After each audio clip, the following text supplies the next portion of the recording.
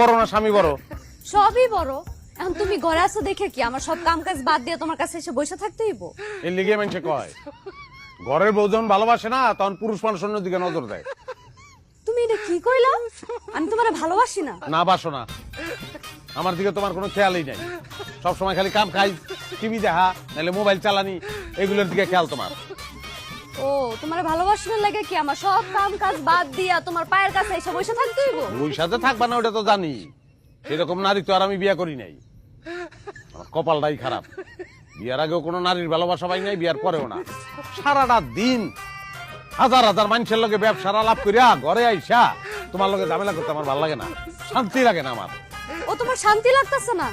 তাহলে যাও আরেকটা বিয়া করো, ওই বউ তোমার শান্তি দিব। করুমি, আর একটা বিয়াই করুম।